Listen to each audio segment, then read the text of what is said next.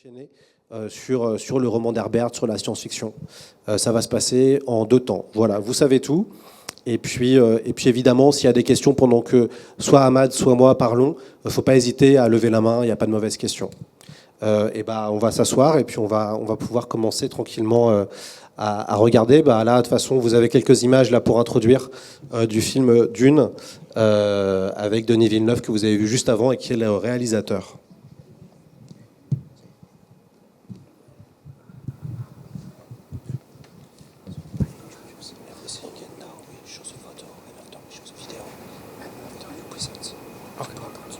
So the video after I present. No, the video will be after the photo, the video, Yeah, and after you can present.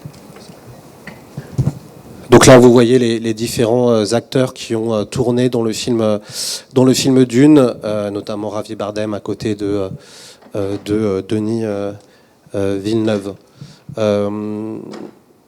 Le tournage de Dune est un petit peu un événement, vu que le film, et j'en parlerai tout à l'heure, est réputé comme maudit à Hollywood depuis une trentaine d'années, enfin depuis 40 ans, depuis le naufrage du film de David Lynch, qui est un film que j'apprécie beaucoup quand même et que je défendrai, mais quand même la franchise a été considérée comme maudite à Hollywood, et donc le fait que ce film soit tourné a été aussi un événement pour tous les amateurs de science-fiction, vu qu'on pensait que jamais Dune serait adapté au cinéma.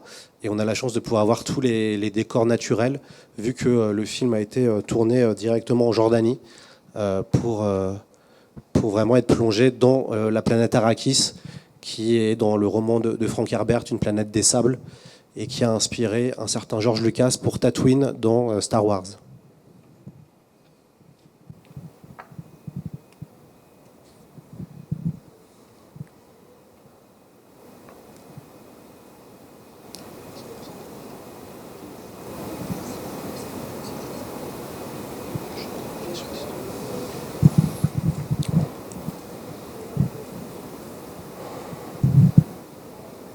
Jérémy, peut-être, est-ce que tu peux lancer la vidéo que tu as pour qu'on lance directement la vidéo que gentiment Ahmad nous a envoyée pour qu'on puisse voir ça.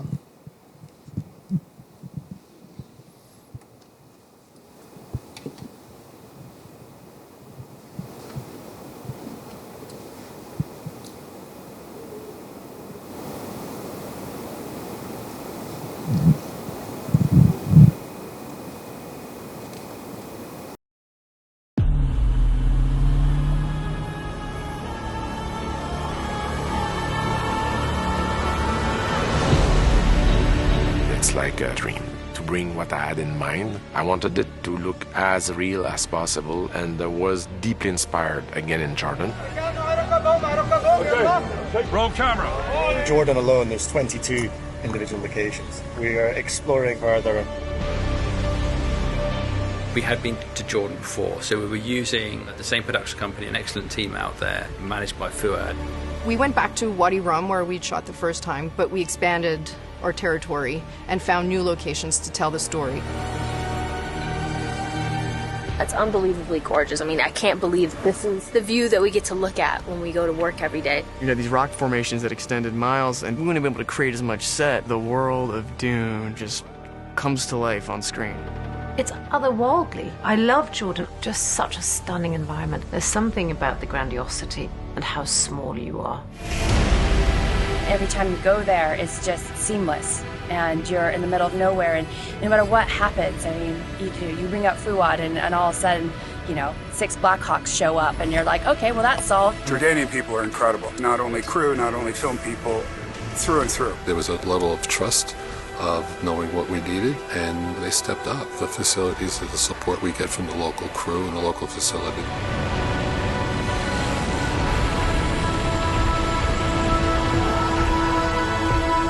Guys, round of applause, our background.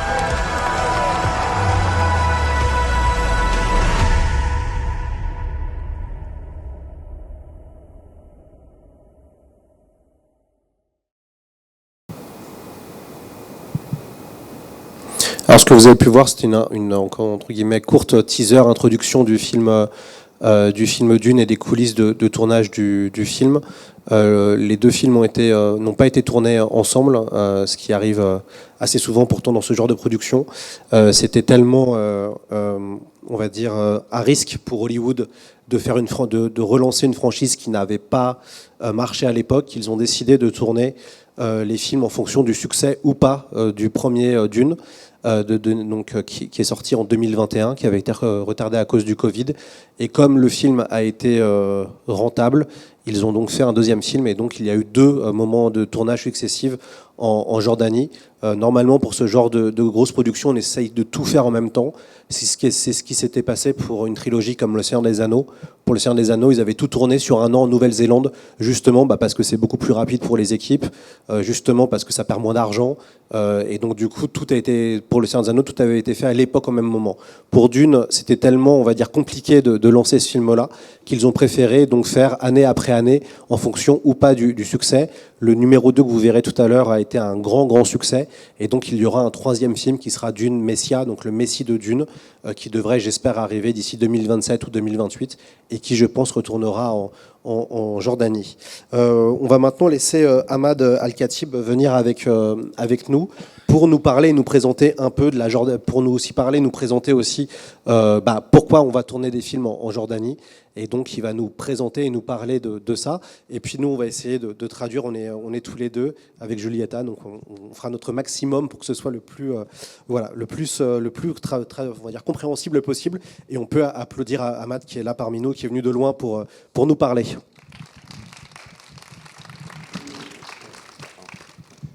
Thank you so much for being here tonight. And first of all, I would like to thank FEMI Arab Film Festival for the kind invitation. I'm really flattered and happy to be here in this beautiful town, little town, and this amazing festival, which is I believe, the longest running Arab Film Festival in Europe. Alors bonjour à tous, je suis très heureux d'être ici aujourd'hui et je voulais tout d'abord remercier le festival de m'avoir invité. Je suis vraiment très flattée et d'autant plus que c'est un festival qui existe depuis de nombreuses années et c'est un des seuls aussi conséquents. Voilà. And of course, being here tonight has a special meaning to me personally, because France is where the cinema was invented, and being here to speak about Jordan and cinema in Jordan absolutely means a lot to me. Et c'est encore plus, je suis vraiment flattée car le cinéma a été inventé en France. Donc pour moi, de venir parler de la Jordanie ici, c'est vraiment un honneur. Okay, I'm a filmmaker and I work at the Royal Film Commission of Jordan as the head of communication and culture, so I'm in charge of cinema culture in the country. Je travaille donc à la Royal Film Commission de Jordanie et je suis chargée de communication et de culture là-bas. I am going to explain a little bit, as briefly as I could, about the Royal Film Commission, what we do and what we have been doing over the past 20 years. And the Royal Film Commission was established back in 2003. Alors je vais vous raconter brièvement ce qu'est la Royal Film Commission et quand elle a été inventée il y a 20 years. Il y a 20 ans. And over the course of 20 years before, of course, we had drama, TV dramas, and some sort of industry. But it was, but the intention of establishing the Film Commission, and it was supervised directly by the King and Prince Ali, by the royal family, is to support and enhance film industry in the country. Donc Ahmad vient d'évoquer en fait que et vient de présenter la commission jordanienne, puisque pour la Jordanie c'est important le cinéma, c'est aussi un moyen de promouvoir le pays, de promouvoir ses paysages. Et donc le roi et ainsi que le prince Ali sont évidemment partie prenante et souhaitent développer cette commission, et c'est pour ça qu'elle a été créée il y a une vingtaine d'années. Avant qu'on discute, Ahmad, avant qu'on vous présente cette réunion, Ahmad me disait que c'est grâce au lien entre Steven Spielberg et le roi que cette envie est née de pouvoir aussi promouvoir les terres jordaniennes via le cinéma. Donc c'est l'occasion. Yeah, and I mean, Lucky Us King Abdullah likes cinema. He enjoys cinema as his enthusiast towards cinema, which also helps in making things easier. La famille royale aime bien le cinéma, aime beaucoup le cinéma, donc du coup évidemment ça aide pour promouvoir ce genre de choses. So at the RFC, what we do, we work on 4 main pillars. Film production and film services, as you just seen in Dune's case, which I will talk about in a bit. Also training and capacity building. The third is film culture, which is my department. And the fourth is film fund. We have our own film fund. So these are the 4 main pillars we work on. Alors au niveau de la Royal Commission, il travaille avec 4 piliers. Donc tout d'abord la production des films, building capacity, les entraînements, donc of the actors and everything. Actors and filmmakers, technicians. Ok, donc l'entraînement pour les acteurs, les réalisateurs. Aussi tout ce qui est culturel, donc au niveau du film, c'est ce qu'ils gèrent. And the last one. Film fund. Oui, donc faire des fonds pour supporter les films, pour les financer.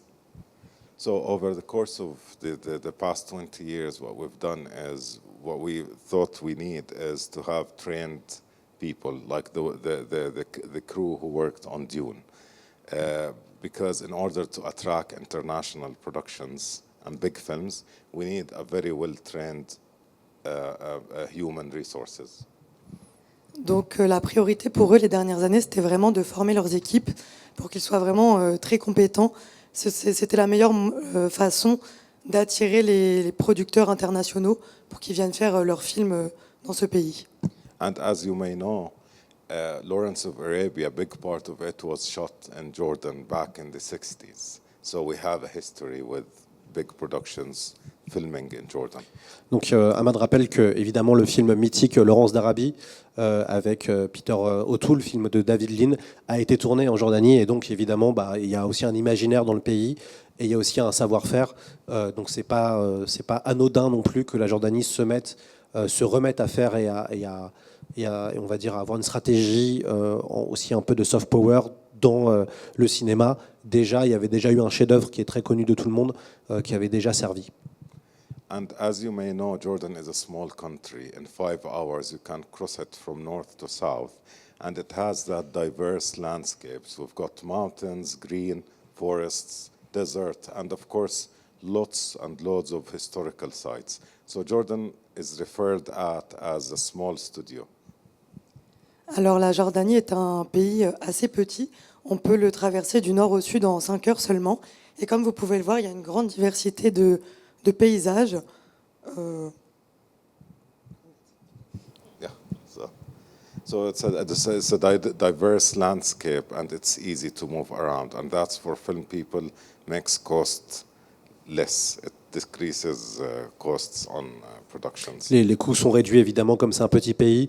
Du coup, c'est facile d'aller si on peut le traverser en 5 heures, c'est évidemment beaucoup plus facile et donc ça amoindrit les coûts de production. Et du coup, c'est toujours intéressant pour une grande production de pouvoir aller d'un point A à un point B facilement et à moindre coût. We also have our own studios, Hollywood Studios, which was opened last year actually.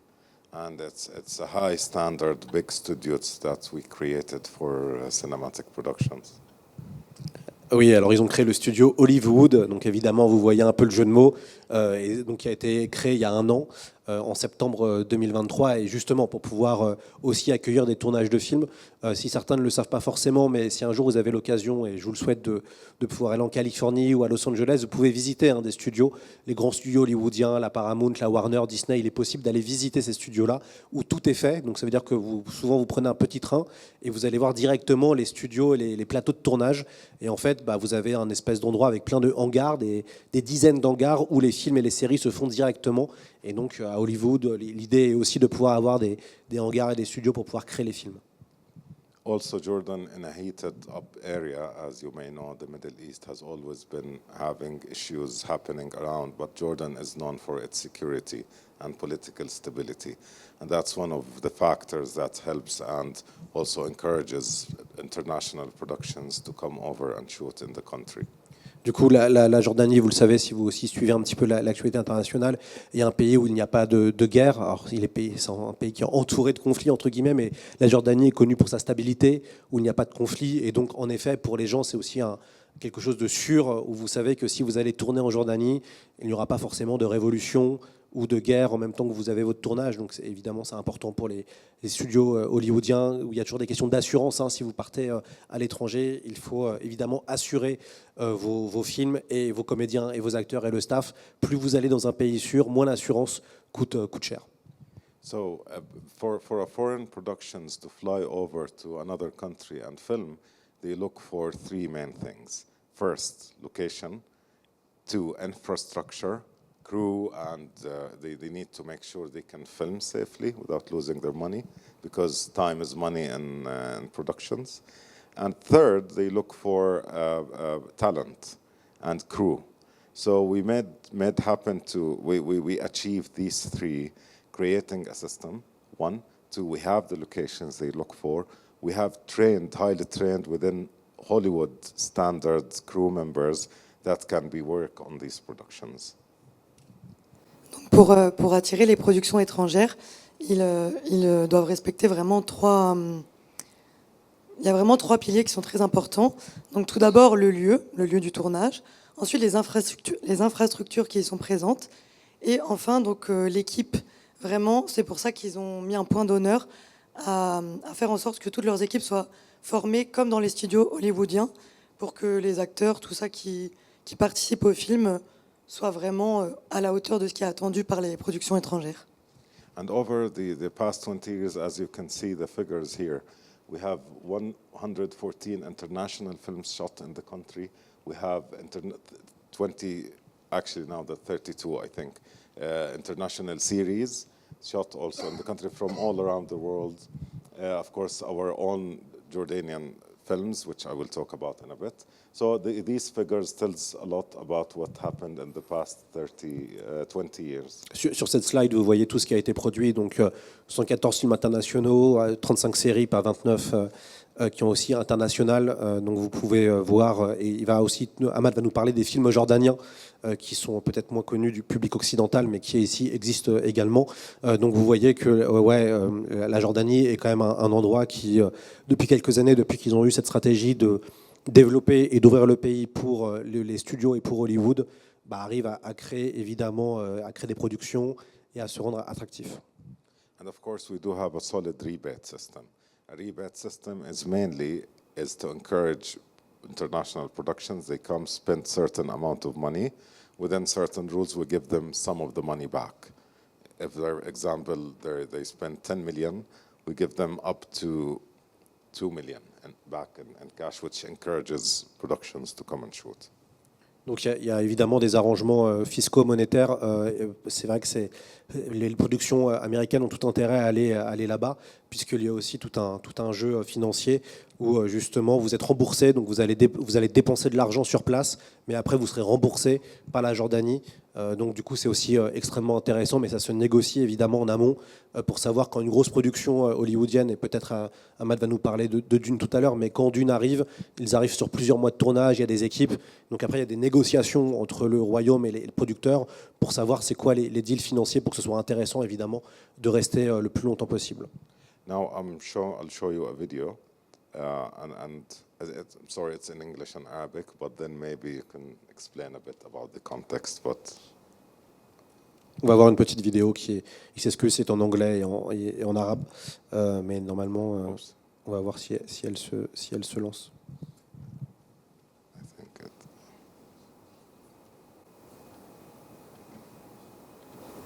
Oh, it isn't playing, maybe. It's supposed to play like this. Alors la vidéo n'a pas l'air de fonctionner. Maybe you continue in. Okay, so we'll try later on. I'll keep going. Okay, so that's a capacity building, mainly workshops that covers all aspects of cinema, writing, directing, cinematography, sound, whatever you name it, acting, of course. So we always in search and on the run for talents just to make sure we have the right talent, not only for international productions, for our own production, because cinema is a cultural project, and we need to work on our own films, which hopefully will show more of soon in here. Alors du coup, en fait, la Royal Film Commission est toujours à la recherche de nouveaux talents, que ce soit des cinéastes, acteurs, producteurs, parce qu'ils veulent vraiment pouvoir produire leurs propres films dans leur pays et pas seulement accueillir des tournages internationaux. A very good example is a film titled Deep, which was the first Jordanian film ever to be nominated at the Oscars for the best foreign film. And it's worth mentioning that the actors, most of them were just people living in the desert. They're Bedouins, and they just turned out to be great actors. Ahmad parle du film Deep qui a été nominé aux Oscars. Justement, il y a aussi une envie d'arriver à aussi exporter leur propre cinéma, ce qui n'est pas forcément évident quand on n'est pas occidentaux, puisque c'est toujours un combat pour les pays d'arriver à exporter leurs films. Et en effet, il y a eu Deep qui a été fait avec des gens du désert, en fait, et que c'est un film qui a été nominé aux Oscars et qui est considéré comme un des films les plus connus du pays, qui a réussi à vraiment s'exporter. Also, this picture is, I mean, we screen films all around the country, even in the villages and remote places. We have even what we call the Sin Bus. We have a truck where we screen films in the very far remote areas that people have no access to cinema at. So that's part of our investment in cinema culture. Et ils investissent aussi sur le fait d'arriver à projeter des films partout dans le pays, dans des endroits où il n'y a peut-être pas forcément de zone pour le cinéma. Il faut savoir aussi que en Afrique, typiquement dans l'Afrique, au global, sur le continent, il n'y avait pas des salles de cinéma partout, et donc il y a beaucoup de cinéma en plein air. Et justement, ils essayent de montrer ces films-là dans tout le pays, pas forcément dans des vraies salles de cinéma, mais comme vous avez vu avec les photos, avec la photo, de pouvoir diffuser des films en plein air pour justement sensibiliser les gens au cinéma. And that's our cinema truck here. Ouais, et donc il y a un cinéma truck, voilà. Ouais. So as I said, that's our amphitheater. It's probably the most popular film screening venue in the country. Everyone likes it because and Amman is all mountains. You get to see a film with the mountains of the city in the background. So that's at our RFC, we have this nice theater in here where we screen films. Donc ils ont un cinéma en plein air qui permet aussi d'avoir évidemment la vue et de la capitale qui est magnifique, et donc du coup c'est très prisé par les gens locaux pour voir les films. Ce qui est intéressant avec ce que dit Ahmad, j'en fais une aparté, c'est que le fait de voir des films de cinéma dans une salle de cinéma comme nous on connaît en France et dans d'autres pays est pas forcément évident partout, et donc c'est assez intéressant de voir que voilà, dans d'autres pays on essaye de faire autrement, mais quand même il y a toujours cette passion d'arriver à diffuser des films quand bien même que ce soit en plein désert. Ça c'est super intéressant, ça montre bien que le cinéma est quand même assez divers dans sa façon d'être projeté. All our screenings are public and free, so if you're ever in Amman, please do not hesitate to just walk in and enjoy watching a film. C'est gratuit en fait, donc tout le monde peut aller directement voir le film sur place et profiter. Finally, we have the Film Fund, which is we mainly give cash money to filmmakers in order to produce and shoot their films, to help them out, feature, short films, documentaries, and we have a co-production as well agreements. We can also cooperate with producers from around the world, so it covers multiple aspects of film support. Donc il supporte également beaucoup de films. Can you just go back to the... Ah yeah, sure, sorry. Donc voilà, il y a beaucoup de financement aussi. C'est très important pour eux de financer que ce soit des documentaires, des courts-métrages, des longs-métrages.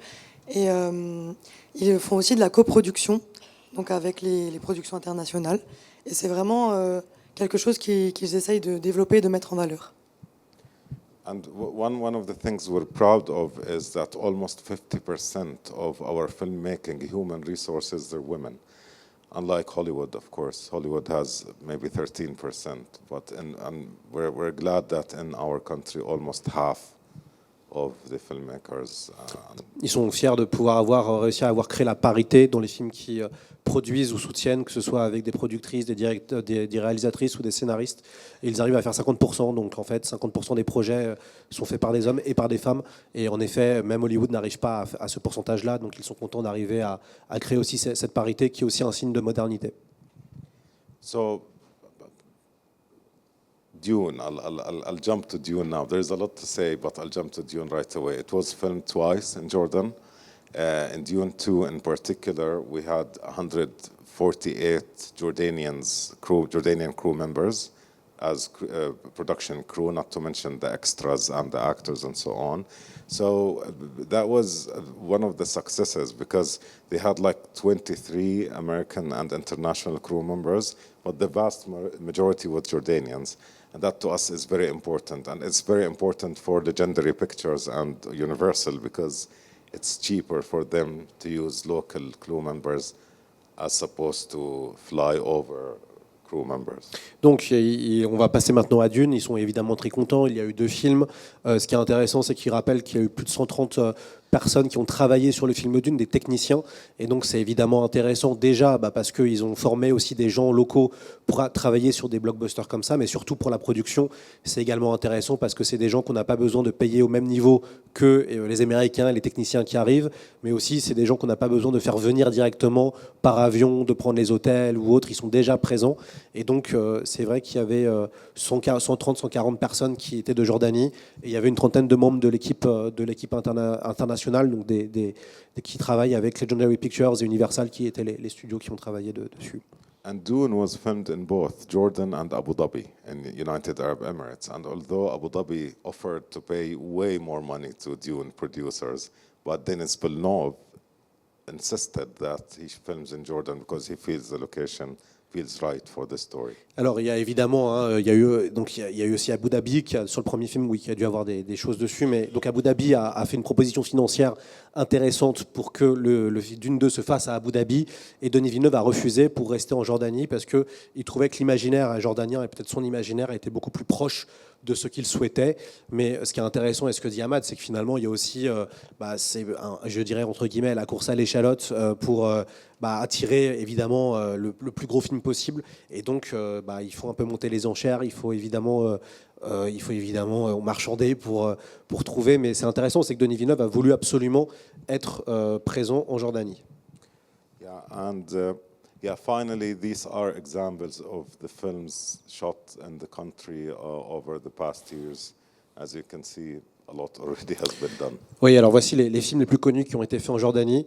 C'est assez connu. Il y a, certains films, vous les connaissez évidemment, mais on peut parler d'Indiana Jones 3, La Dernière Croisade, peut-être le meilleur des 3 Indiana Jones, où en effet le final est en Jordanie. Lawrence d'Arabie. Je vois qu'il y a eu aussi du Star Wars. Il y a eu des films de science-fiction également, notamment des films qui se passent sur Mars. Il y a eu Prometheus on va dire l'imaginaire d'Alien. Donc vous voyez que, et puis des films plus entre guillemets thriller comme Zero Dark Thirty, qui est un film un peu thriller d'espionnage, et des films moi que j'adore qui sont plus mineur peut-être, Mortal Kombat, moi voilà, ça fait partie de mon imaginaire de plus jeune, mais je vois aussi la momie qui avait aussi pas mal marqué. Donc il y a tout type de films, on passe de la science-fiction à du fantastique, à du thriller, il y a Aladdin avec Disney, donc Les Mille et Une Nuits, donc vous voyez, la Jordanie peut accueillir tout type de tournage. And of course that's important to the Jordanian economy from one side and to the tourism in the country from the other side. So, and we have so many examples of the tourism numbers jumping really high because of the films shot. En fait, grâce à toutes ces productions du coup qui ont lieu en Jordanie, ça a aussi attiré beaucoup de touristes. Donc ça permet de développer l'économie du pays au niveau touristique et aussi au niveau de la production de films. Il y a deux pays qui utilisent ça aussi pour faire venir du tourisme post-cinéma. Donc il y a un pays, vous connaissez, c'est plutôt en série, c'est l'Irlande du Nord, qui a accueilli tout Game of Thrones. Et donc maintenant, vous pouvez faire on va dire un chemin touristique pour aller voir les lieux de tournage de Game of Thrones. Et vous avez ça avec Le Seigneur des Anneaux, donc avec Lord of the Rings, où maintenant la Nouvelle-Zélande est connue pour avoir vraiment, on va dire, vous pouvez faire le périple et suivre les aventures du Hobbit, entre guillemets, et donc d'aller voir les grands moments de tournage des films. Donc c'est aussi du tourisme, hein. Maintenant, le cinéma est aussi un lieu où on peut se dire, tiens, je vais me prendre en selfie dans le lieu même où a été filmé, où a été vu mon acteur préféré ou mon film préféré. And the final thing to say is we never forget our own films, that we're trying to increase the numbers and qualities of these films. Last year we had a Jordanian film participating in Cannes Film Festival at the Cannes Critics Film Week. So Jordanian films are touring around the world, and we're trying to even further support the presence of Jordanian cinema worldwide. Et donc, même s'ils se sont concentrés sur les productions internationales, ils n'oublient pas leurs propres films, notamment à Cannes l'année dernière. C'était lors de la semaine de la critique qu'un film jordanien avait été sélectionné. Ouais, c'est important. Enfin, ça qu'Ahmad parle pas mal du cinéma jordanien, et c'est vrai qu'il y a aussi un enjeu, évidemment, de faire reconnaître leur propre cinéma. Et c'est vrai que comme la Jordanie devient un peu une plaque tournante pour pas mal de tournages, et aussi il y a des moyens et essaye de développer ça, évidemment, il y a un festival, et du coup, il y a un rayonnement qui arrive aussi dans d'autres festivals. Thank you so much, and I promise I will do my best to come over next year and do this presentation, or even better in French. C'est trop mignon. Et il nous remercie, il vous remercie d'être là. Et il viendra l'année prochaine, il essaiera de venir avec une présentation en français. Mais peut-être, est-ce que vous avez des questions à Ahmad et on peut lui traduire? Oui, allez-y. On va vous donner le micro, comme ça on va entendre. Juste, si vous pouvez dire 2 mots par rapport au Maroc. Parce que la production, le Maroc, petit pays, réputé plus ou moins stable, les paysages, c'est les mêmes, mais peut-être à part la mer Morte, et puis qu'il y a une tradition aussi au Maroc. Alors, est-ce que la Jordanie est venue après le Maroc? Est-ce que c'est plus compétitif que le Maroc ou moins compétitif que le Maroc? Est-ce que vous pouvez situer par rapport au Maroc? This lady asked about Morocco, and she would like to know if Morocco began before you or after you, and which difference of Morocco and Jordania? Well, that's a great question. Actually, Morocco has a much older and deeper history with cinema. Alors, c'est une très bonne question, merci. Et en effet, le Maroc a une histoire plus longue autour du cinéma. Of course, the masterpiece Casablanca is known to everyone. Évidemment, il y a un chef-d'œuvre, c'est Casablanca, qui est un des plus grands films de l'histoire du cinéma et qui a été aussi un lieu de tournage qui a fait rêver pas mal de gens. Although we and Moroccans are very good friends, but we are competitors when it comes to international productions, because Morocco has a very solid system in cinema and it's closer to Europe. Alors, nous sommes évidemment amis avec les Marocains, mais nous sommes aussi concurrents. Et donc, le Maroc est aussi un solide concurrent qui est aussi proche de l'Europe. What's different is English is more widely spoken in Jordan, which works best for specifically the Hollywood productions. Première différence, la langue anglaise qui est utilisée en Jordanie et donc qui rassure évidemment les productions hollywoodiennes ou américaines ou internationales. Et vous avez compris, au Maroc, on parle français. Et donc forcément, c'est un peu les différences. Also, the nature of locations are different comparing to Morocco to Jordan. There's definitely a more competition, and there are differences between both Morocco and Jordan, but the competition is there. Et donc, en fait, même s'il y a certains paysages qui se ressemblent, il y a quand même énormément de différences. Donc, c'est aussi par rapport à ça qu'il y a de la concurrence. And of course, Morocco has a greater film industry, in my opinion, local one. Et pour son opinion personnelle, le Maroc a une super industrie, mais industrie de cinéma marocain et industrie interne de cinéma, selon lui. Ils ont aussi une très bonne culture cinéma. Thank you. Merci. Est-ce qu'il y a d'autres... Oui, alors, pour la directrice.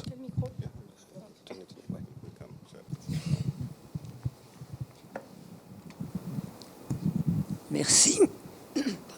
Je ne sais pas si j'ai bien entendu tout à l'heure ou si je me suis trompée. Quand vous avez évoqué les projections en plein air, vous avez dit qu'elles étaient gratuites. Elles sont... et donc je trouve que c'est une très bonne chose pour promouvoir le cinéma, d'une part. Et d'autre part, je voulais savoir quel était le niveau d'intérêt ou d'adhésion de la jeunesse par rapport au cinéma en Jordanie. Est-ce qu'il y a une attente, une appétence des jeunes pour venir à ces projections et dans des salles de cinéma? Ou est-ce que ça reste compliqué, comme dans d'autres pays, de mobiliser la jeunesse pour venir au cinéma, puisqu'on sait qu'on a les plateformes numériques qui aujourd'hui trustent un peu les spectateurs?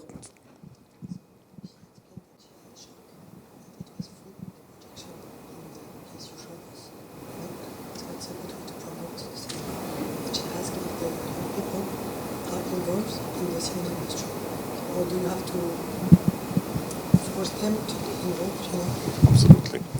Yeah, thank you so much. I mean, having a free and public, as RFC, we are a non-for-profit organization.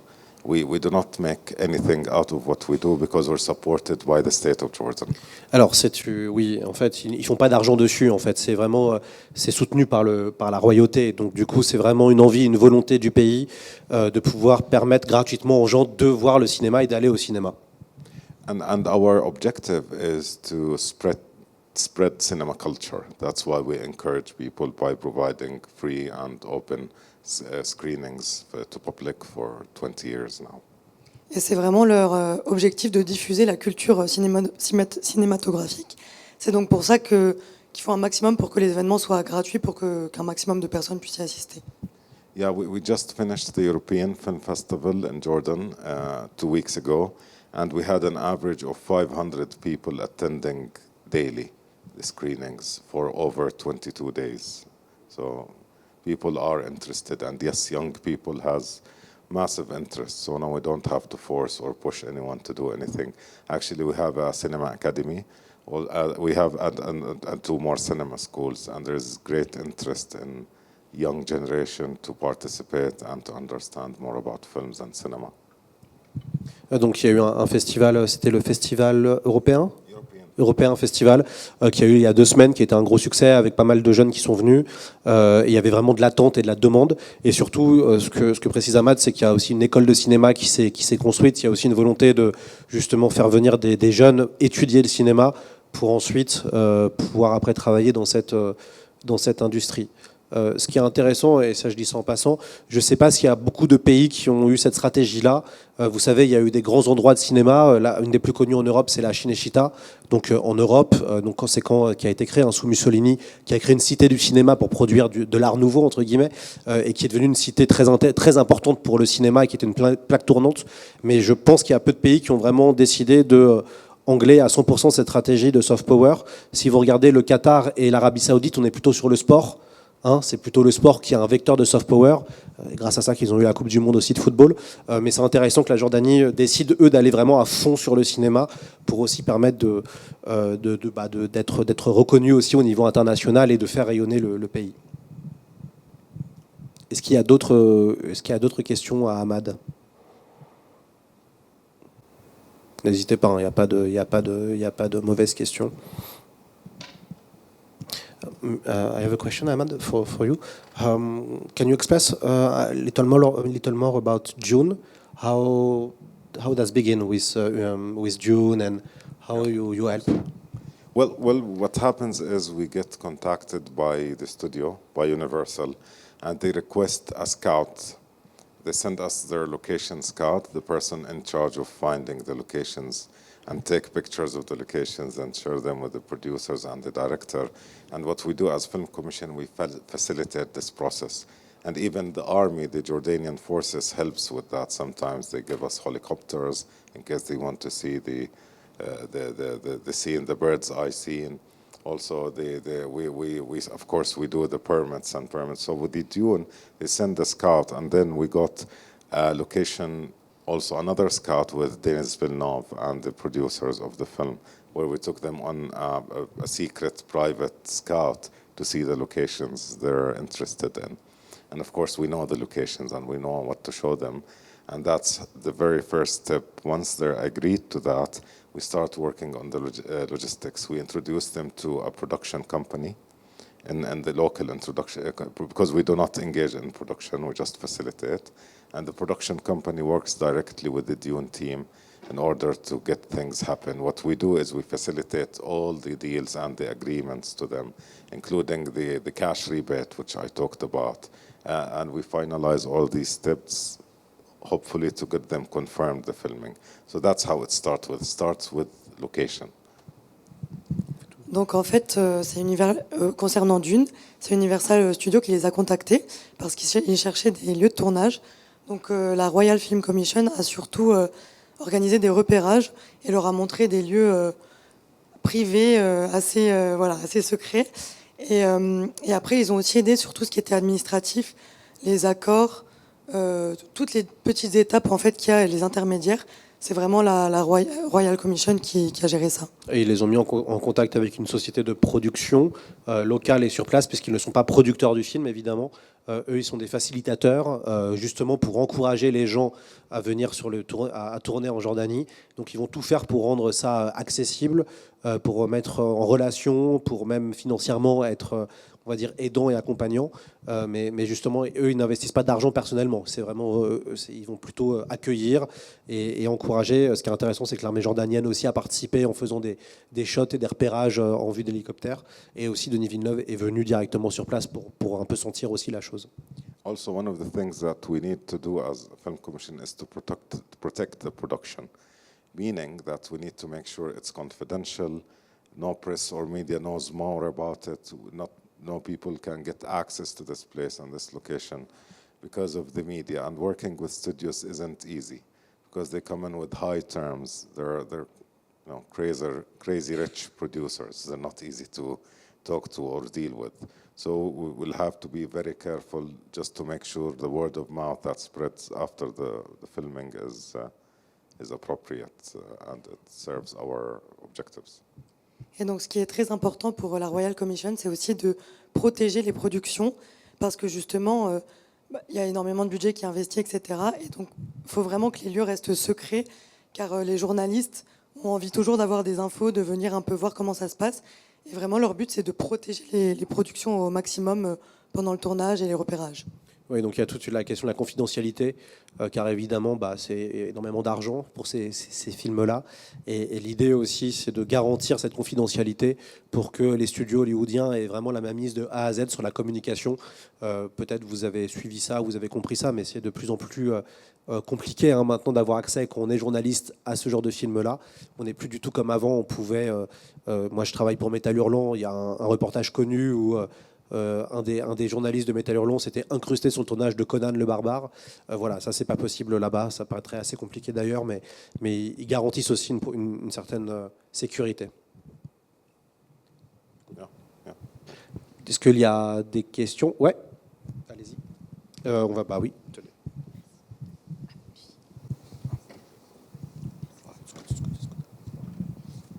Bonjour, je voulais savoir par rapport à tous vos lieux historiques, tous vos sites historiques, au niveau de la production, est-ce que vous êtes majoritairement sur des films purement jordaniens attirés par ces sites, ou est-ce que vous attirez aussi beaucoup de productions internationales?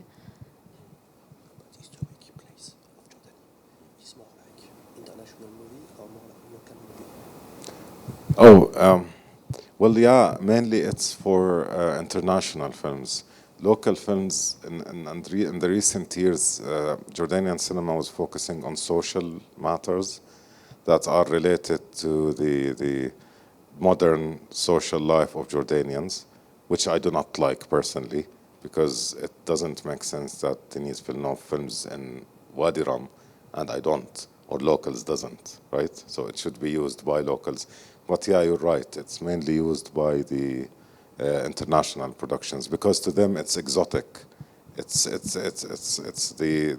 East, it's the Middle East, so they want to see that. They're not interested in other sides of life.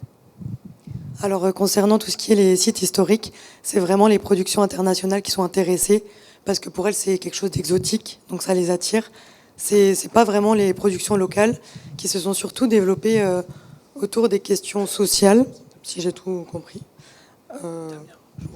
One more thing is they don't only use these locations. We've got films shot in Jordan, assuming, or the story was either Libya, Yemen, Afghanistan, Iraq, or other, and they cannot go and shoot in these countries.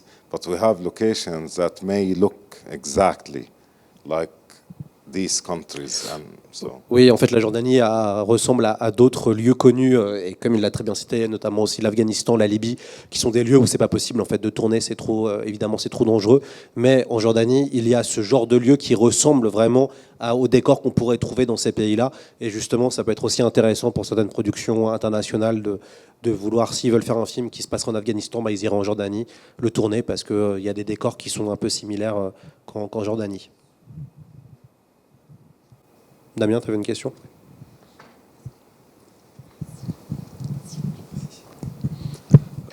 Moi, je voulais savoir justement si la multiplicité des tournages pouvait avoir un impact aussi sur les lieux, sur la biodiversité qu'il peut y avoir en Jordanie, et qu'est-ce qui est fait pour essayer de contrer ces effets. Is there an impact on the biodiversity, the environment, the nature? Is there an impact, and what do you do to fight against the impact? Oh, well, it isn't huge enough to impact the environment. There are other things that impact the environment more beyond films. Of course, they try to go green in so many cases, but it isn't easy for film production because sometimes it's even more expensive, especially in a country like mine. But as an actual impact, we never looked into that because it's not huge enough to affect the environment. But of course, all natural reserved territories it's directly supervised by the Ministry of Agriculture and Ministry of Tourism. So we have a very solid contract with any producer who shoots, just to make sure nothing gets ruined or affected. Alors, donc, il y a des partenariats avec les ministères de l'Agriculture et du Tourisme, justement pour éviter que les lieux auxquels sont loués les endroits pour tourner soient évidemment abîmés. Mais pour l'instant, il n'y a pas assez de tournage pour affecter réellement la nature, le décor, les paysages. Aussi, c'est compliqué d'être vert au Dead Gwyn quand on est sur un tournage. C'est assez polluant, hein, un tournage. Enfin, quand il faut amener, si vous devez amener 300 personnes sur un film à l'autre bout du monde, déjà, voilà, c'est assez polluant. Donc du coup, ils savent bien que c'est compliqué, que d'arriver à être non polluant sur un plateau de tournage. Mais par contre, il n'y a pas d'impact pour l'instant, mais il rassure Ahmad en disant que quand même les deux ministères clés sont là pour aussi veiller à ce que ça ne devienne pas n'importe quoi. Et puis évidemment tout le monde est assuré, et puis tout est contrôlé pour aussi que certains lieux historiques comme dans Indiana Jones 3 typiquement ne soient pas détruits sur le lieu de tournage. Yeah, thank you. Est-ce qu'il y a une dernière question? Et après j'enchaîne sur Dune. Ça va? C'était... Ouais, vas-y.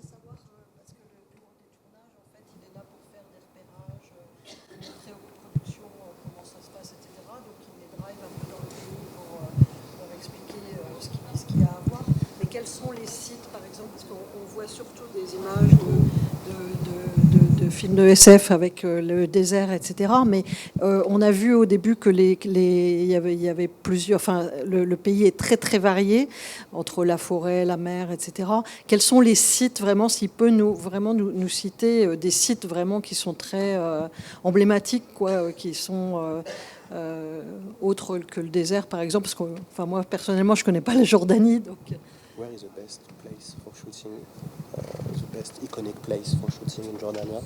Because you have the desert, you have water, you can introduce. Oh yeah, absolutely. It's the Wadi Rum. It's Rum Valley, and it's the place where it's known to be that looks exactly like Mars, planet Mars. So it is very iconic. So we've got Wadi Araba and they say. One of the theories that it used to be a piece of Mars, and that's why the film The Martian by Ridley Scott was filmed in Wadi Rum and Red Planet previously before. So yeah, that desert specifically is the most iconic so far. And of course Petra, where they shot Indiana Jones back in the 80s as well.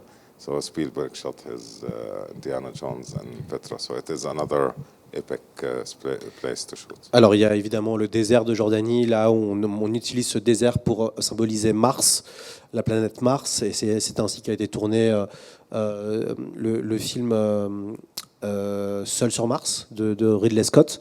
Et donc du coup le désert est considéré comme représentatif de ce que peut ressembler, à quoi pourrait ressembler au plus près la planète Mars. Et puis il y a évidemment Petra, et c'est là où se termine Indiana Jones 3, la dernière croisade, et donc il y a aussi un lieu historique mythique qui est assez iconique. Other place? Yeah, sure. Did you have another? No, I'm good.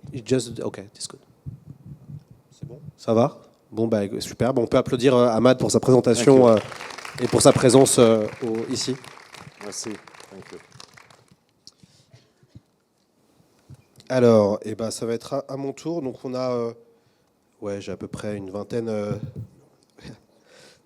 J'ai à peu près une vingtaine de minutes pour pouvoir vous présenter un peu ça, un peu Dune. Et après, vous allez pouvoir voir le film de Denis Villeneuve. Déjà, qui a lu dans la salle? Est-ce que vous pouvez lever la main les gens qui ont lu Dune de Frank Herbert? 1, 2 personnes, 3 personnes, 4, 5 personnes, bravo à vous. Est-ce que qui a vu le film Dune de Denis Villeneuve? Est-ce que certains l'ont vu ou pas encore? Ouais, quand même, un peu pareil. Donc pour pas mal de gens, peut-être la moitié de la salle, vous n'avez pas encore vu Dune. Donc c'est super, bravo à vous. J'espère que vous allez passer un très très bon moment sur Dune. Alors, Dune, avant tout, c'est un classique de la science-fiction américaine. C'est un roman qui a été prépublié entre 1963 et 1964 et qui est sorti en 1965. Ça a été écrit par un homme qui s'appelle Frank Herbert. Dune est considéré comme un des plus grands livres de la science-fiction, dans le top 10. Dans le top 10, il y a d'autres romans connus, Fondation, Blade Runner, ou en tout cas le travail de Philip K. Dick. Il y a Hyperion de Dan Simmons, 1984, Le meilleur des mondes, enfin bref, il y a pas mal de titres assez connus et assez mythiques, et Dune en fait partie. Dune, à l'époque, c'est une révolution, pour la simple et bonne raison que c'est un des premiers romans de science-fiction qui va parler et qui va utiliser le mot écologie, écosystème. En 64, on n'avait jamais vu ça et pas beaucoup lu ça. Dune, c'est aussi un des premiers romans de science-fiction qui va intégrer la culture arabe dans son univers. Donc, dans Dune, globalement, vous allez suivre et vous allez voir la famille Atreides qui va arriver sur Arrakis, une planète des sables, où il y a l'épice. L'épice permet de voyager à travers la galaxie. L'épice permet de voir le futur. Et donc, l'épice est tenue, et en tout cas, et sur la planète Arrakis, ce sont les Fremen qui habitent cette planète. Et vous allez suivre les aventures d'une famille royale, enfin une famille noble, pardon, qui va essayer de coloniser la planète. Et donc, Dune parle évidemment de colonisation, mais parle de ressources. Et l'épice est considéré comme le pétrole à l'époque pour Frank Herbert, puisqu'en fait, Frank Herbert, qui est un ancien journaliste, imagine qu'il va y avoir des tensions au Moyen-Orient sur le pétrole. Donc Dune sort juste avant le choc pétrolier, finalement, et le pétrole va être symbolisé par l'épice, qui permet évidemment de voyager. C'est un roman qui va utiliser des mots arabes, et ça aussi, pareil, on n'a jamais vu ça à l'époque. C'est exotique. Alors, il y a un mot qui, maintenant, paraît connu, qui est le mot djihad. Mais à l'époque, le djihad, avant les années 90, seul le lecteur de Dune savait ce que c'était, le djihad butlérien. Donc, dans Dune, c'est un monde qui a fait la guerre aux machines. Donc, les machines pensantes, les IA, les machines intelligentes ont été détruites par l'homme. Il n'y a plus d'IA dans Dune. Et donc, il y a eu ce qu'on appelle le djihad butlérien. Le héros, qui s'appelle Paul Atreides, est un symbole, est une espèce de mix entre Saint Paul, entre Laurence d'Arabie et entre le prophète Mahomet. On l'appelle Usul, c'est son nom de guerre qu'il va prendre, mais on l'appelle aussi le Muad'Dib. Donc en fait, dès le début de la lecture de Dune, vous allez avoir des mots arabes, vous allez avoir un univers assez figé. Les scènes de bataille ne sont pas réellement décrites dans Dune, elles font 2 pages. On est plutôt sur un drame antique, shakespearien. Les Atreides, le mot Atride fait référence à l'Antiquité et à la mythologie grecque. Ils affrontent les Harkonnen, qui sont, on va dire, un symbole de la Rome antique, de la Rome impériale. Les Atreides sont les Grecs, voilà. On va avoir beaucoup de références mythologiques, antiques, littéraires, et tout ça mélangé dans un monde désertique où on va suivre des Fremen, donc des populations qui sont inspirées par les Amérindiens, puisque Frank Herbert a eu une enfance assez compliquée. Dès 5 ou 6 ans, il partait chasser tout seul, donc aux États-Unis. Il a rencontré un Amérindien qui l'a, on va dire, entraîné et qui l'a appris à chasser. Et à partir de là, cet Amérindien sera va servir de modèle pour créer les Fremen. Donc quand Frank Herbert écrit Dune, il a, je crois, 42 ans. C'est un auteur qui est assez peu connu. Et donc Dune va arriver et ça va être un succès au fur et à mesure. Il va être avant tout connu dans les campus américains, comme Le Seigneur des Anneaux, justement. C'est un roman qui va être lu par tous les étudiants, puisque l'épice fait penser à une autre forme d'épice qu'on peut aussi fumer. Et donc, pour plein de gens, il y a tout un... Il faut voir, on est dans les années 60 aux États-Unis, c'est la contre-culture. Et puis il y a tout aussi un propos anticolonial dans Dune, et tout ça va vraiment faire écho à la jeunesse américaine de l'époque. Donc Dune va partir dans les campus, va commencer à être connu et à être partagé par les jeunes, et puis au fur et à mesure, ça va devenir une œuvre culte, voire majeure. Et à partir du 3e livre, à partir des Enfants de Dune, Frank Herbert deviendra l'auteur de science-fiction le plus payé de sa génération et de son époque. Donc Frank Herbert, c'est un personnage assez intéressant qui a été donc journaliste, qui a été aussi conseiller en communication, qui a travaillé à Washington. C'est là où il s'est rendu compte de toutes les magouilles qu'on pouvait avoir dans le monde politique, et c'est aussi pour ça que Dune, il y a autant de conflits et autant de guerres internes entre différentes grandes maisons qui se battent pour l'épice. Frank Herbert va mettre à peu près 8 ans pour écrire le premier roman de Dune, qui a un gros pavé, qui fait 500 pages. Chez nous, il sortira dans les années 70. Il sera traduit dans la mythique collection Ailleurs et Demain, qui était une collection argentée de science-fiction. Le roman ne sera pas du tout un succès à ses débuts, bizarrement. Il faudra attendre la version poche, puisque Dune va être divisé en 2 parties. Et ça, c'est ce qui va permettre, on va dire, l'engouement autour du roman. Il y a une couverture assez connue dessinée par Wojtek Szumajk avec un homme avec des yeux bleus qui va évidemment beaucoup intriguer et qui donnera envie au jeune Denis Villeneuve de découvrir ce classique de la science-fiction. Donc Frank Herbert, quand il écrit Dune, il ne s'attend pas du tout à ce que ce soit un tel succès. Herbert est, on va dire, un personnage assez ambigu, assez compliqué, mais passionnant. Et ce qui est intéressant avec Dune, c'est qu'il y a vraiment en même temps une vraie ambition littéraire. C'est un roman assez fou, moi, que je vous recommande de lire, qui n'a pas beaucoup vieilli. Il y a une nouvelle, d'ailleurs les romans sont présents. Et donc il y a une retraduction... il y a eu un retravail sur les textes qui ont fait pas mal de bien et qui ont un peu, on va dire, rajeuni cette lecture. Ce que vous voyez là, en fait, c'est un extrait d'un livre que j'ai dirigé qui s'appelle Tout sur Dune, qui est devenu un peu le livre référence autour de Dune en France. J'ai réuni une centaine d'auteurs, de journalistes, de romanciers, d'intellectuels qui ont produit des articles sur Dune, donc sur toutes les adaptations, sur tous les personnages. Et du coup, en fait, ce livre-là, qui avait été réalisé en partenariat avec la Warner et où on a eu Denis Villeneuve à l'intérieur et aussi d'autres personnes, s'est vendu à 23 000 exemplaires, donc qui est un super chiffre pour un beau livre de 300 pages qui analyse ça. Et donc, du coup, c'est pour ça que je suis là aujourd'hui. Moi, j'ai pas mal travaillé autour de Dune et autour de tout l'imaginaire de ce classique de la science-fiction. Je vais vous montrer une autre image. Voilà, évidemment le ver des sables. Donc, Dune est aussi mythique puisqu'il y a un bestiaire. Donc, sur la planète Arrakis, le dragon géant a été remplacé par un ver.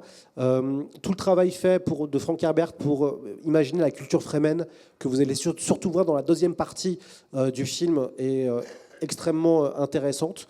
J'en reviendrai, mais quand Frank Herbert écrit Dune, son envie, c'est d'alerter les gens face aux super-héros. Frank Herbert déteste les super-héros politiques, entre guillemets. Il a écrit un texte qui s'appelle La jeunesse de Dune, et pour lui, il se méfie de quelqu'un comme John Kennedy, qui trouve beaucoup plus dangereux qu'un Richard Nixon. Parce que Richard Nixon, on a tous su qu'il s'était assez rapidement, suite à des affaires comme le Watergate.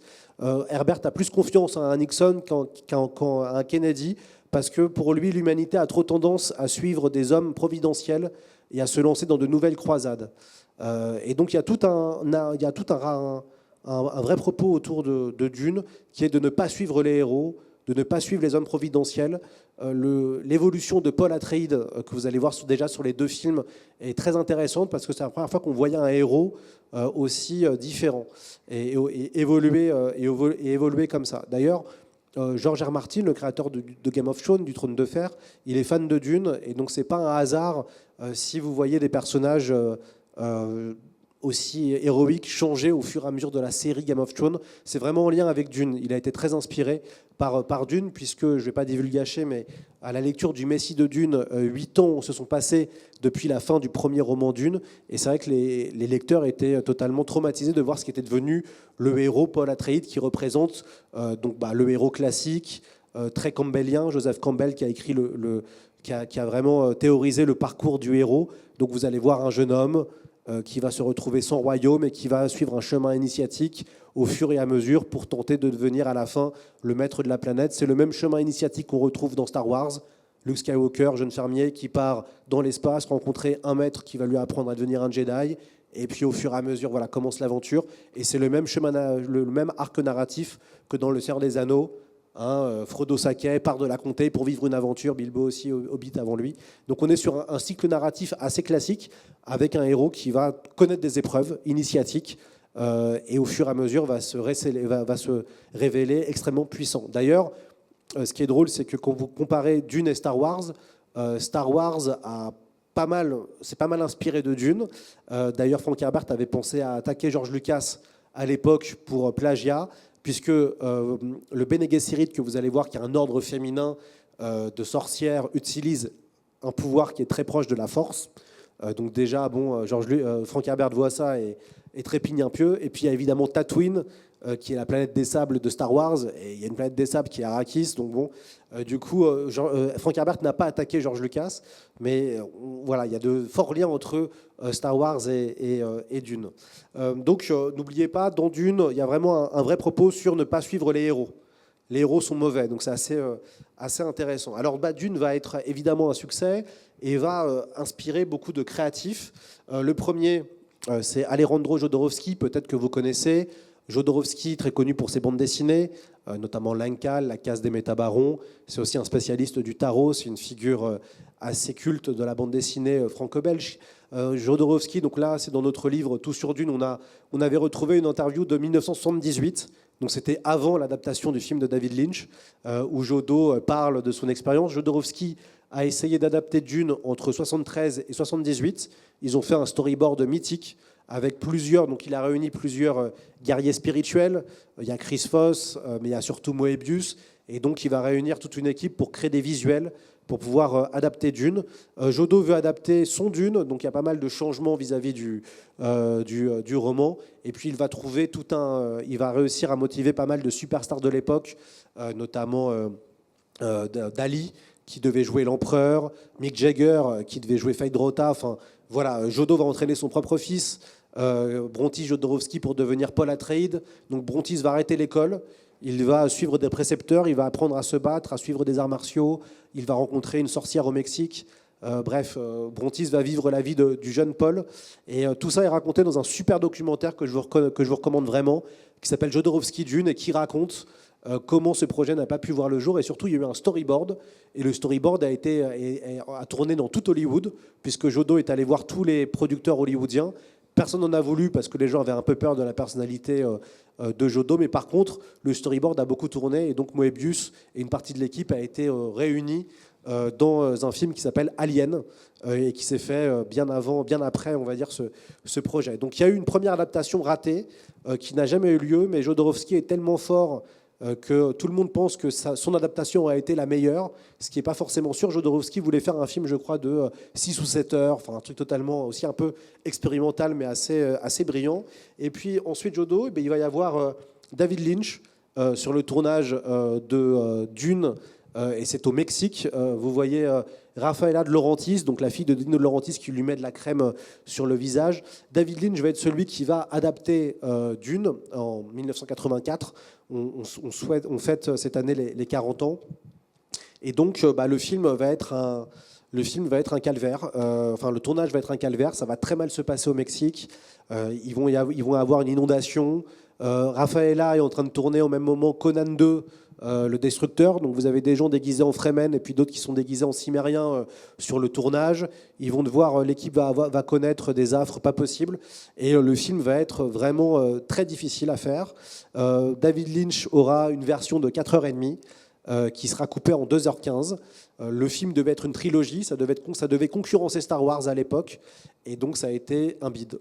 Ça a été un bide tellement violent que David Lynch a retiré son nom en fait du film, et Dune va devenir un peu une adaptation maudite. qui va faire peur à tout Hollywood. Et pourtant, le film de David Lynch, moi, je trouve que c'est un grand film raté. Ça veut dire qu'il y a des choses exceptionnelles dans ce film.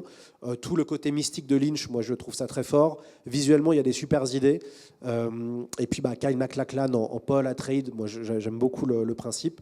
Mais par contre, les 30 dernières minutes qui résument un roman, qui résume les 400 dernières pages du roman en 30 minutes, c'est extrêmement frustrant. Et donc l'expérience Dune va être assez traumatisante pour David Lynch, mais pourtant c'est ce qui va aussi donner à une nouvelle génération de jeunes lecteurs l'envie de découvrir Dune. Et puis on aura l'imaginaire du Lynch pendant 40 ans, puisqu'en fait il va y avoir des jeux vidéo, il va y avoir pas mal de choses autour de Dune, mais en fait Hollywood ne voudra plus jamais s'en occuper et l'adapter. Alors heureusement il y a le Messie de Dune qui arrive, qui s'appelle Denis Villeneuve. Denis Villeneuve à ce moment-là sort de Blade Runner 2049. Alors moi je suis partie des gens qui aiment bien Blade Runner 2049. Je sais qu'il y a des gens qui détestent ce film. Souvent les fans de Blade Runner sont pas très très fans, mais moi j'aime bien Blade Runner 2049. Blade Runner 2049 devait être une trilogie. Ça devait être une trilogie, mais ça ne marche pas. Le film, à part en France, n'a pas eu le succès.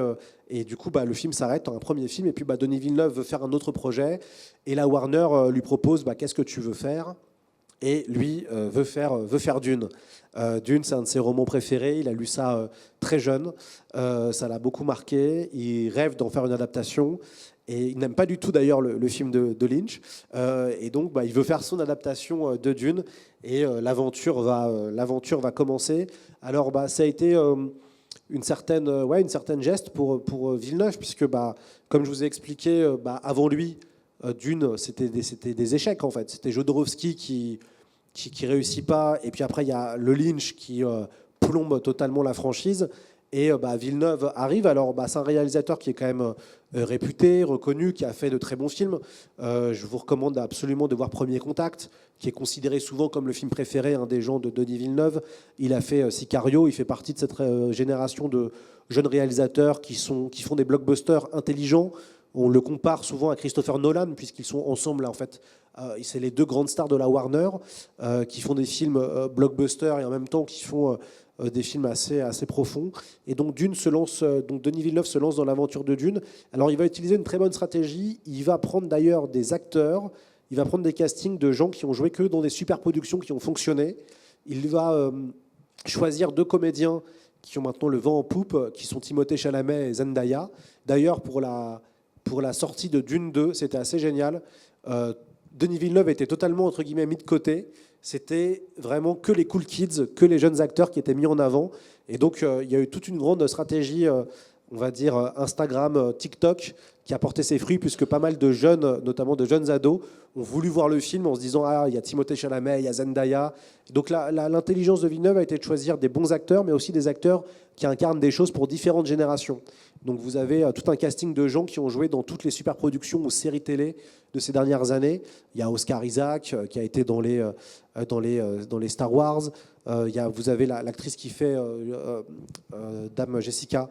Elle a joué dans Mission Impossible. Enfin, vous voyez, il y a tout un casting de gens qui a été très identifié parce qu'en fait, il fallait évidemment rassurer les studios qui étaient morts de peur de se dire mais qu'est-ce qui va se passer ? Pour l'anecdote, moi, quand j'ai sorti mon livre Tout sur Dune, qui était avant le MOOC Dune, donc moi, je suis allé voir la Warner, naïf. J'aurais dit, voilà, je veux faire un livre. On aimerait bien avoir Denis Villeneuve en interview, avoir des images, qu'est-ce qu'on peut faire ? Et du coup, ils ont été très, très, très ouverts à la question parce qu'ils ne savaient pas comment vendre le film. Moi, il y a vraiment eu des discussions avec l'équipe marketing de l'époque de la Warner qui disait nous, c'est pas du Batman, c'est pas du DC Comics. Comment on ne sait pas quoi. Donc du coup, on a pu travailler ensemble et puis ils ont soutenu ce projet-là de bouquin sur Dune. Donc on a pu avoir Denis Villeneuve dans le livre, on a pu avoir pas mal de choses, on a eu pas mal d'images en plus du film. Et ce qui est intéressant, c'est que même la Warner, au début, ne savait pas trop comment faire. Comment faire face à un projet qui est une adaptation d'un bouquin de 65, un peu culte, mais en plus qui est une adaptation maudite. Donc ça a été un vrai sujet pour la Warner. Heureusement, le film est très bon. J'espère que ça va vous plaire quand vous allez le voir. Mais en tout cas, quand j'étais à l'avant-première, il y a eu un grand moment de soulagement quand j'ai vu le film. Parce que je m'étais dit, bon, si le film si le film marche pas quand même, 1 an et demi à travailler sur Dune, à promouvoir Dune, à dire aux gens d'aller voir le film, bon, j'espère que ça va être bien. Et heureusement, le film est excellent. Vous allez voir, donc le film respecte vraiment la première partie de Dune, respecte la première partie du roman. Donc c'est vraiment un premier film de mise en place où vous allez comprendre assez vite les tenants et les aboutissants. Vous avez les Fremen, vous avez les Harkonnen, vous le voyez pas d'ailleurs, il y a l'empereur qui est pas loin. Les Fremen arrivent sur la planète Dune et donc doivent s'habituer et donc doivent s'acclimater à une planète piège finalement. Et le premier film de Denis Villeneuve respecte vraiment bien le roman de Frank Herbert. Évidemment, il peut pas tout raconter. Le film dure quand même déjà 2 heures, 2h30, 2h40. Donc il y a quand même pas mal de choses, mais on aurait voulu peut-être en avoir plus. Mais vraiment, pour moi, je trouve que c'est une adaptation très fidèle au roman. Et je pense que vraiment, Denis Villeneuve a compris l'œuvre d'Herbert et a d'ailleurs plus compris, je pense, finalement, qu'un David Lynch ou qu'un Alejandro Jodorowsky qui voulait faire autre chose fondamentalement. Vous allez voir donc cette première partie qui correspond donc à la première partie du roman. Ce que je peux vous dire sur le film, c'est que moi je trouve que là où le film est efficace, c'est qu'il arrive quand même puisque Dune se passe en l'an 10 000 et des brouettes, donc on est quand même dans un espace connu. Il y a des humains, il n'y a pas d'aliens. On est dans quelque chose où finalement il y a en effet l'épice qui permet de voir l'avenir et puis de voyager, mais on est quand même dans un univers où c'est censé être le futur de l'humanité. Et à ce niveau-là, c'est assez intéressant de voir que le monde est devenu une espèce de monde corporatiste avec des ducs, des barons, un empereur, et que voilà, l'humanité est cadenassée est redevenue à un air médiévaux, à une espèce d'un âge médiéval dans un monde un peu space opéra, planète opéra. Ce qui est assez intéressant, c'est que il y a tout quand même un rythme, il y a un espèce de faux rythme chez... alors il se passe plein de choses, vous allez avoir beaucoup d'informations, mais en même temps il y a une espèce de faux rythme qui est assez villeneuveien, moi je trouve, et que je trouve aussi assez intéressant. Donc on n'est pas du tout dans le blockbuster classique, traditionnel. Les années 2010 ont été vraiment marquées par les blockbusters Marvel et surtout DC, mais beaucoup Marvel, donc les Avengers, donc avec on va dire des films qui sont un peu toujours écrits de la même façon, où il se passe des choses... Voilà, toutes les 10 minutes, vous ne pouvez pas vous ennuyer, il y a des séquences d'action en permanente. Là, vous voyez que quand même, Denis Villeneuve, il essaye de prendre le temps et d'être vraiment dans quelque chose d'ambiance. Il essaie de créer une ambiance, une tension sous-jacente, ce qui est assez intéressante, ce qui lui sera un petit peu reproché sur le premier film. Mais moi, je trouve que malgré un espèce de faux rythme, il y a quelque chose d'assez fascinant devant ce monde que vous allez rencontrer, que vous allez voir. Et du coup, le 2 sera différemment, mais je l'introduirai tout à l'heure. Donc on évoquera d'autres choses sur le deuxième film. Voilà, il reste 10 minutes avant qu'on commence la projection du film Dune. Est-ce que vous avez des questions ou est-ce qu'on fait une petite pause ? Ouais, allez-y, parlez bien fort s'il vous plaît. C'est une très très bonne question. Alors ça c'était donc le film, ce film-là, le Villeneuve n'a pas été fait au Mexique, il a été fait en Jordanie, donc comme on l'a dit, mais le David Lynch a été fait au Mexique et a été fait pas très loin de Mexico. C'était pas très très loin de Mexico d'après mes souvenirs, mais je pourrais vous retrouver ça si vous voulez. Je vais regarder parce que on le dit on raconte en fait dans Tout sur Dune, on raconte le tournage catastrophique et je pourrais vous dire précisément où est-ce que ça a été fait. Raffaella de Laurentiis, qui est la productrice, a accepté de nous parler pour le livre, ce qui était super parce que évidemment on n'a pas osé demander à David Lynch s'il voulait être interviewé pour ce livre sur Dune, puisque vu ce qu'il en dit et vu ce qu'il en dit maintenant, il était, je pense, pas très chaud, mais Raffaella de Laurentiis a quand même expliqué pas mal de choses intéressantes et justement que pour elle, c'était les 2 premiers gros projets qu'elle menait toute seule, parce qu'il faut savoir que Raffaella de Laurentiis est la fille de Dino de Laurentiis, un des très très grands producteurs des années 60, 70, 80, plutôt 70-80 d'ailleurs, et du coup, ça devait être sa grande trilogie face à Star Wars. Ce qu'il faut aussi savoir, je ne l'ai pas dit, mais c'est vrai que quand Star Wars arrive en 77, pour ceux qui ont vécu ce moment-là, et je pense que dans la salle, certains étaient là quand Star Wars est arrivé, il y a eu un avant, il y a eu un après, quoi. Ça veut dire que toutes les productions se sont dit, on va faire de la science-fiction, on va faire du space opéra, on va vouloir arriver à plaire aux jeunes, puisque Star Wars était quelque chose qui a vraiment plu au jeune public. Et ça, c'était quelque chose qui, évidemment, fait toujours rêver des producteurs, comment arriver à attirer des jeunes. Donc ça, c'est assez amusant. Et pour Dune, c'est pas vraiment du space opéra, même si on voit à un moment donné un voyage dans l'espace, on est dans plutôt ce qu'on appelle un planète opéra. Ça veut dire que tout va se passer sur Arrakis et vous allez suivre des aventures sur juste une planète avec évidemment toute la saga et toute la geste que peut avoir un space opéra. Donc à ce niveau-là, c'est assez fascinant. Aussi dans Dune, il y a quand même une notion qu'on développe de plus en plus, puisque Dune, c'est quand même, il n'y a pas que Dune, hein, les gens s'arrêtent plutôt à Dune et au Messie de Dune, mais il y a aussi il y a les enfants, il y a d'autres livres de Dune, mais il y a quand même une vraie envie de développer une philosophie autour de Dune. On parle de religion, on parle de messianisme, on parle de zen qui se mélange avec l'islam sunni, c'est pour ça qu'on appelle le zen sunni. Il y a pas mal de choses autour de la religion dans Dune, mais je pense que j'en reparlerai dans l'introduction de la deuxième partie qui angle pas mal ce film sur le côté un peu plus religieux et messianique de Dune. Mais c'est une œuvre qui est vraiment qui est extrêmement ambitieuse, et je pense que c'est pour ça qu'elle a autant fasciné les gens. C'est-à-dire que dans Dune, vous avez un espèce de mélange de plein de choses qui fonctionnent bien. Et puis surtout, il y a quelque chose d'assez cryptique dans Dune. Et ça, alors maintenant, avec l'arrivée des films, les films et le travail de Villeneuve fait en sorte que Dune devient plus mainstream. Et c'est super parce que ça permet d'ouvrir à une nouvelle génération de lecteurs. Mais pendant longtemps, quand même, lire Dune et aimer Dune, c'était quand même un peu un truc de nerd, quoi. Et on était content d'avoir lu Dune et on était content d'avoir lu les héritiers, enfin d'avoir lu les hérétiques de Dune. Enfin, il y avait vraiment ou l'empereur Dieu de Dune, où là, on est vraiment dans des grandes séquences de philosophie politique dans certains endroits. Et c'est vrai que Dune avait un côté quand même assez un peu cryptique. Et ce qui est intéressant avec Villeneuve, c'est que grâce à lui, il ouvre aussi pour encore plus faire découvrir l'univers. Historiquement, Dune est un des livres de science-fiction les plus vendus en France. On a vendu à peu près presque plus de 2,5 millions de livres du premier roman de Dune. C'est à peu près ce qu'a vendu Barjavel avec La Nuit des Temps, autre chef-d'œuvre de la science-fiction française que je vous recommande avec La Planète des Singes et avec Ravage et puis avec d'autres romans de SF française. Mais Dune vend autant finalement que La Nuit des Temps qui a été étudiée à l'école pendant longtemps. Donc c'est quand même une œuvre très très appréciée en France et c'est pas un hasard si Denis Villeneuve a fait ses 2 avant-premières en France. Alors évidemment il parle français puisqu'il est québécois, mais il y a quand même eu une vraie envie que la France qui a quand même été pas mal moteur sur la franchise Dune, que ce soit avec Jodorowsky, soit avec différents illustrateurs ou de gens qui ont travaillé sur la franchise. Soit le premier pays qui ouvre en fait le bal de Dune. Je vais vous laisser maintenant un peu tranquille. Vous avez 5 minutes avant de vous plonger dans un univers et dans un film que moi j'ai beaucoup aimé. Et puis après, on pourra en discuter brièvement tout à l'heure et débriefer ensuite. Voilà, ça va ? C'était clair ? Super, merci de votre attention.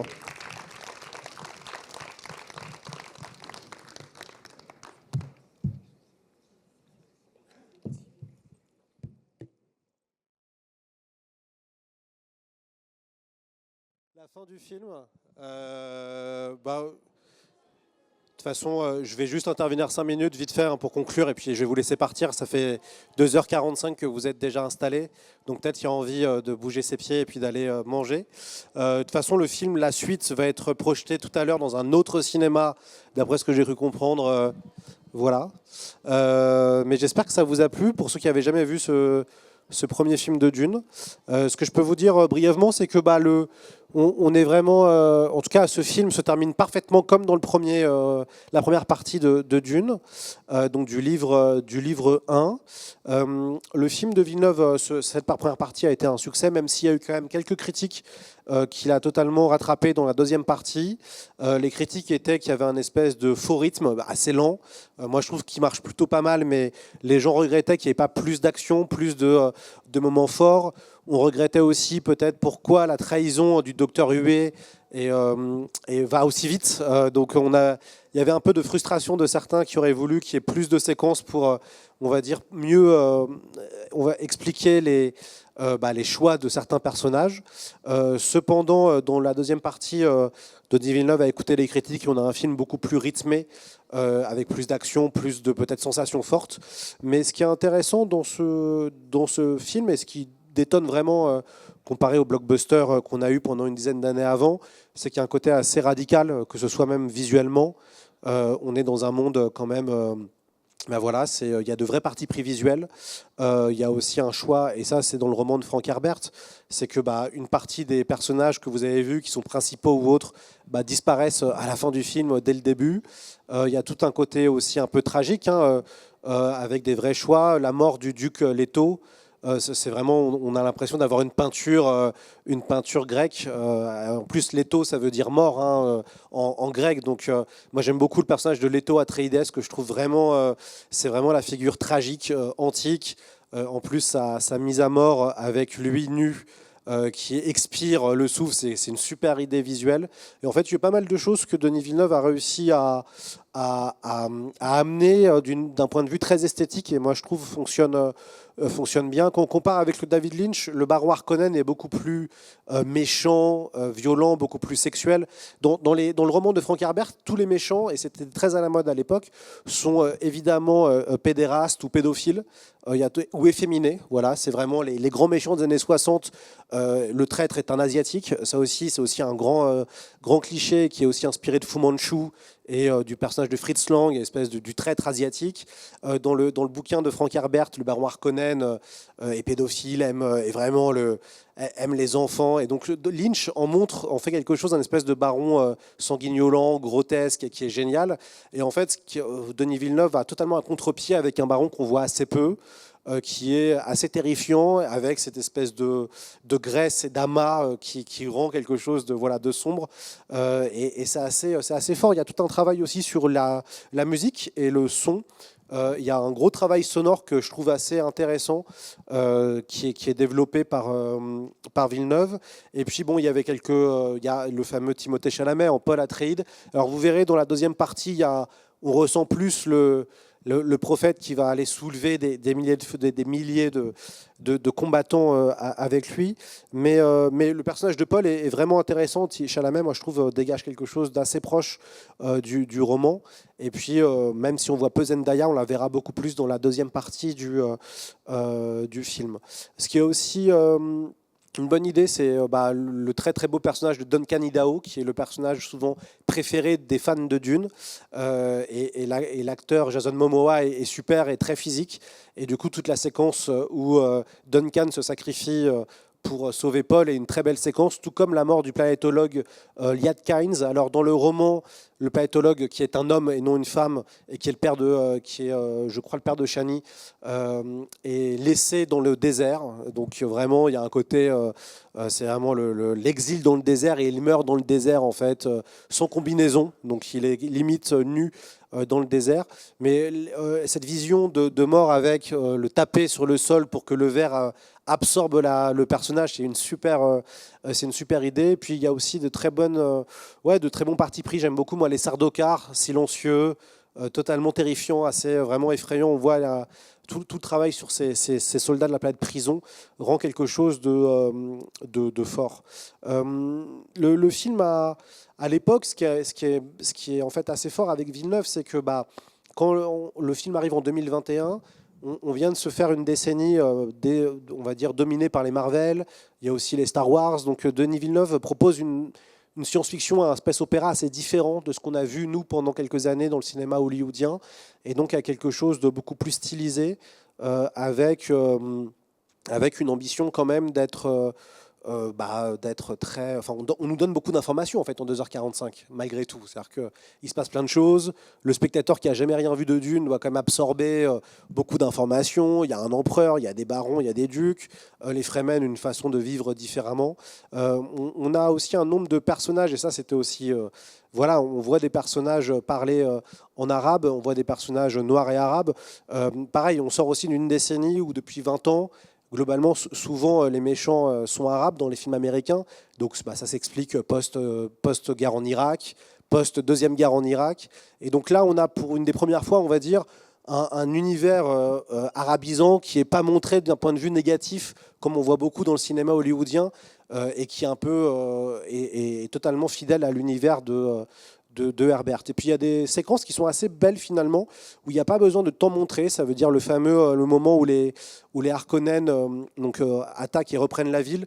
Il y a ces plans de palmiers qui sont détruits, qui sont très beaux.